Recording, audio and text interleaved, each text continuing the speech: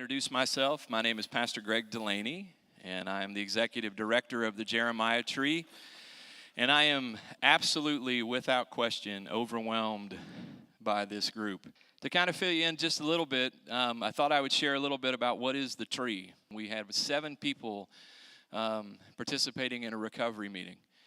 And over time, as that recovery community began to grow and we began to work with more and more addicted folks, when the service would end, we started to have more and more people coming up needing things over and above what was their addictive challenge. And it was practical things like gasoline, or I need, a ride to the doctor, or, my utility bill's running a little short, or I don't have enough food for the family. And so for a period of time, we tried to manage all of that through AHOP and through the Freedom Church group. But really, we found it to be untenable. We couldn't make that happen.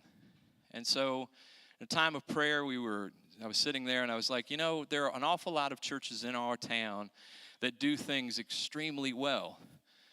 And so we began to reach out to other churches in our town and in our community, and began to find that church over here did food really well. Church over here did clothing really well. Church over here was interested in helping those with utility challenges. Got into this idea, and we birthed this concept back in 2011 called the network. And I can remember sitting in a meeting, at a breakfast/lunch meeting, and kind of talking about the network and talking about how do we bridge the gap between folks in need, very specific things, and the resources that are out here, people that truly want to help, but in many times don't know how to help because they don't intersect the folks that we intersect with. And we were saying, how do we bridge the gap? And I pulled a quote from Michael's book. It says this. It says, "I suddenly felt entirely weak, unable, and inadequate to bridge the gap between myself and these men." And that's how I felt. Inadequate to bridge the gap of all the things that were needed for our folks that were coming on Monday night. I realized I didn't have to bridge that chasm. That wasn't my responsibility. My responsibility was to simply be there and to trust that the Lord would use me and He would bridge the distance. And there's great truth in how the network came to be, because we really did get to a place where we just started to trust God. And then we had the event. And the event was back in July of 2012. We had 3 fellas that were living under the bridge right next door to Subby's. And the city of Xenia came along and said, "Fellas, you can't live here anymore." And they bulldozed all their stuff. And as the guys were standing there watching their stuff be bulldozed, one made the comment to Blair. He said, "That's my home. That's all my stuff." And we really didn't have a solution for them. We really didn't know what to do. And so again, in an ad hoc way, we kind of pulled them in and we kept them over at Living Stones. And we really began to say, "Lord, we need to come up with a place, a process, something to help connect people in the way that they need connected. God, we've been around town trying to find a place to do this. We've had conversations with a whole lot of people. The need is there. Lord, we need a place. We need some place to make it work." That was a Thursday. The following Monday, a lady walks up to me in Freedom Church after the service is over, and she says, "For some reason over the weekend, the Lord told me I need to let you have my house." And I said, "Well, that's cool, because that's what we asked for." We're like, all right. And what is so crazy about this house is that it sits in the middle of town. It couldn't be in a better spot. And what's interesting is this house is actually owned by the Knights of Columbus. And early on in the process, we actually asked the Knights if they would be willing to donate the house to us. And what he said, well, you can't do that because the rent that you're paying is actually going to fund scholarships for the kids at the high school. So here we are, this multi-denominational thing that's doing this benevolent work that we really don't know what we're doing, and our money is getting a chance to have a kid and maybe go to college. And so only God could figure that out. That wasn't even on the plan. And so that is continued, and this is where we kind of hang out. And this is where the organic nature of the tree really started to begin. And we named this little place on 2nd Street based on some inspiration from one of our board members. Christy's here. And Christy's a very organic kind of chick anyway. And so she's earthy. And so she's digging around And the Lord really laid this on her heart and laid this passage from Jeremiah on her heart. And it goes like this. It says, "Blessed is the one who trusts in the Lord, whose confidence is in him. They'll be like a tree planted by the water that sends out its roots by the stream. It does not fear when the heat comes. Its leaves are always green. It has no worries in a year of drought and never fails to bear fruit." One of the primary tenets of the Jeremiah tree is to be an empowerment ministry. We're not here to be an enablement ministry. And we want folks to understand that this is truth. That when you place your confidence in the Lord, all of this dryness that's in your life, all of these challenges that you're facing, God will step in and begin to water that. He'll begin to change that. And then when the heat of life comes, when the drought starts to happen, you will have roots that are firm and you won't run back to many of the things that our folks struggle with. And that's addictive issues, won't go back to abusive relationships, because you'll be steady and solid in the Word, steady and solid in what God has promised. And this is kind of the model of what we're about. And in kind of a graphic look at it, as the tree client sits there, our churches and community services are there, and we continue to interact with them. We connect them to Christ, and then all of this other stuff is things that many of you provide, but others provide. And the interesting part about this, I'll give you a story. We had a young lady, she's a really young lady, she's 3 or 4 years old. When she was born, 8 days later, she had a stroke, and she has incredible brain damage. And she has to go to Cleveland Clinic. To send her to Cleveland Clinic is about a $600 adventure. This model has worked. We've intersected with Greene County Health Department, who paid for the room. A church came along and paid for the food for the trip. Another church comes along and pays for the transportation. We have another one of our tree volunteers that makes the run up and back and is with the mom and the child. It's this in action. And so what we've done is the coolest part about this thing is these relationships, we call them our branches.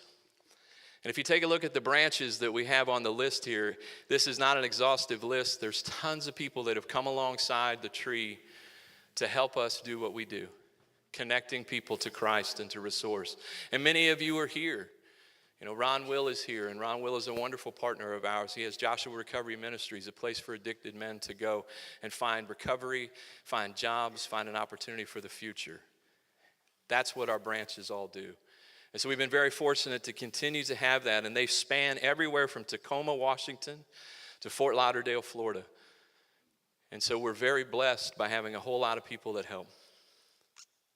And so we continue with the model. And so what I wanted to do is I kind of wanted to show you a typical day at the tree last week. And this is just what goes on at the tree.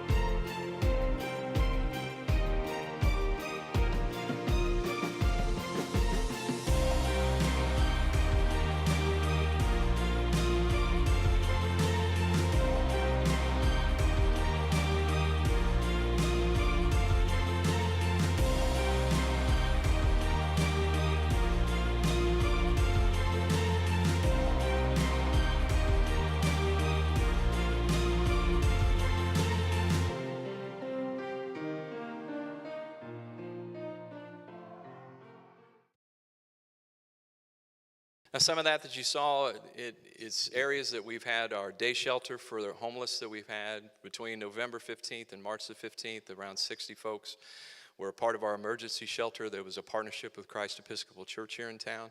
We provided day sheltering for those folks 3 or 4 days a week. We provided meals for them in the kitchen that you saw and upstairs.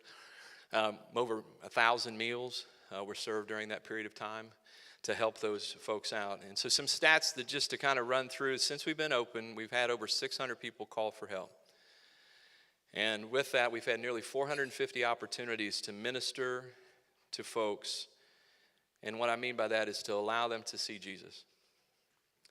And then out of that, we've provided or directed folks to over $50,000 worth of assistance. And our approach for every person that comes in comes right from Philippians 4:19. We say, know this, that my God will also fill every need you have according to his riches in Jesus. It's not about us. It's not about the resources that we have. Ours are so limited and so small compared to what he can do. And so when someone comes in with something that we don't do, we sit there and go, we don't do it, but I know that there's somebody that does. And we're going to pray that God will intersect that person with us. And one of those things, and one of these people that has intersected the tree and has seen the Lord is this young lady right here, and I want to introduce you to Ola. Today we're here at the Jeremiah tree, and we're with one of our clients. And can you introduce yourself? I'm Ola Biggs. And today we're just fortunate to have Ola come up here. Like I said, she's a client, and when we first met Ola, it was probably about 3 years ago.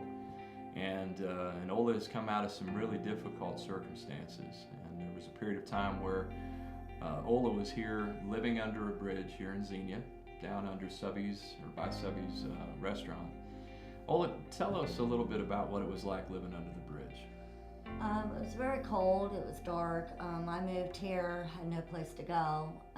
Met somebody and they told me that would be a safe place to be because of the weather. So I started living underneath there and drinking to keep us warm. And then there was a pretty substantial incident that happened under the bridge that really started to change everything. Can you share that with us? I went to this place, it's called TCN, for help. I started doing that for about 5 days, and one night got jumped by some young boys. And my family took me to a center here to get help mentally, physically. Mm-hmm. And that was about the time that we started to get to know you a little bit better, and wasn't initially as a part of the tree, but now since then you've come and become a client of the tree. And what are some of the things that you've been able to see and work with us here at the tree on? You have helped me with housing, job looking, different resources in the Xenia area, Greene County. You've also, with spiritual and just everyday life materials. Expand a little on that spiritual piece. What did you find when you came here? You taught me. Some other people have taught me that there is a God and a Jesus. Mm-hmm. And that's awesome. Share with them how long you've got clean now.